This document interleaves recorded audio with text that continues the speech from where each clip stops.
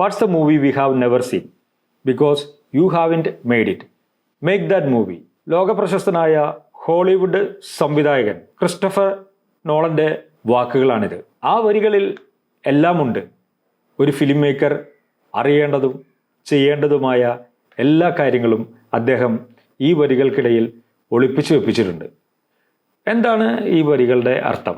സംഭവം സിമ്പിളാണ്.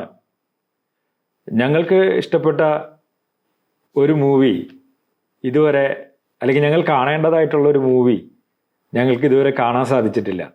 കാരണം നിങ്ങൾ ആ മൂവി ചെയ്തിട്ടില്ല. അങ്ങനെ ഒരു മൂവി നിങ്ങൾ ചെയ്യൂ എന്നാണ് ഓരോ സംവിധായകനോടും അല്ലെങ്കിൽ ഓരോ ഫിലിം മേക്കറോടും അദ്ദേഹം പറയുന്നത്. എന്താണ് ഇതിൻ്റെ ഒരു അന്തരാർത്ഥം? സംഗതി സിമ്പിളാണ്. പ്രേക്ഷകർക്ക് ഇതിനു മുമ്പ് ചിന്തിക്കാൻ കഴിയാത്തൊരു പശ്ചാത്തലം, അല്ലെങ്കിൽ ചിന്തിക്കാൻ കഴിയാത്ത ഒരു കാര്യം, സത്യമാണോ മിഥ്യയാണോ എന്ന് പോലും അവർക്ക് തിരിച്ചറിയാൻ പറ്റാത്ത ഒരു കാര്യം ആവിഷ്കരിക്കുക എന്നുള്ളതാണ്. ക്രിസ്റ്റഫർ നോളൻ തൻ്റേതായിട്ടുള്ള ഒരു ഇൻ്റലക്ച്വൽ ലോകം സൃഷ്ടിച്ചുകൊണ്ട് ഫിലിം മേക്കിംഗ് രംഗത്ത് അങ്ങനെ ഒരു അതിശയം കാഴ്ചവെച്ച ആളാണ്.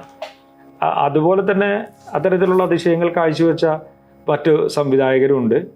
ജെയിംസ് കാമറൂൺ, അദ്ദേഹത്തിൻ്റെ അവതാർ സീരീസ്, ഒരിക്കലും നമുക്ക് ഇമാജിൻ ചെയ്യാൻ പറ്റില്ല അങ്ങനെ ഒരു വേൾഡ് ഉണ്ടോ, അല്ലെങ്കിൽ അതൊക്കെ നമുക്ക് അത് അവതാർ കണ്ടതിന് ശേഷം മാത്രമാണ് നമുക്ക് അങ്ങനെ ഒരു കാര്യം ഇമാജിൻ ചെയ്യാൻ പറ്റിയത്, അല്ലെങ്കിൽ നമ്മളുടെ സ്വപ്നങ്ങളിലേക്ക് വന്നത്.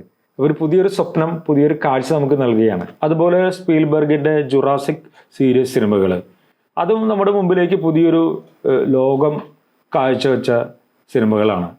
ആ സീരീസ് സിനിമകൾ ഇറങ്ങുന്നതിന് മുമ്പ് ഈ വിഷ്വൽ രംഗത്ത് ഇങ്ങനെയൊരു ക്രിയേഷൻ സാധ്യമാകുമെന്ന് പ്രേക്ഷകന് ചിന്തിക്കാൻ പോലും കഴിയുമായിരുന്നില്ല. എനിക്കിപ്പോഴും ഓർമ്മയുണ്ട്, ഞാനത് ചാലക്കുടിയിലുള്ള എൻ്റെ നാട്ടിലെ തിയേറ്ററിൽ പോയി കണ്ട ഒരു കാഴ്ച. പ്രേക്ഷകരൊക്കെ സ്തബ്ധരായിട്ടിരിക്കുകയാണ്. ഒരു വലിയൊരു അതിശയം അവർ കണ്ട മട്ടിലാണ് അവരിയ്ക്കുന്നത്.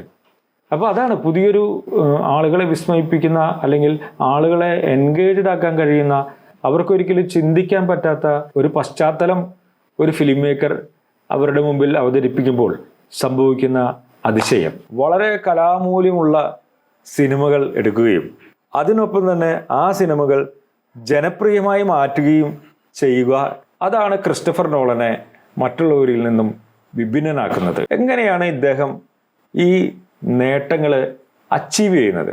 അതിന് അദ്ദേഹം ഒരു ട്രിക്ക് ഉപയോഗിക്കുന്നുണ്ട്. അത് ഈ വീഡിയോയുടെ തുടർന്ന് വരുന്ന ഭാഗങ്ങളിൽ നമ്മൾ എക്സ്പ്ലെയിൻ ചെയ്യുന്നുണ്ട്.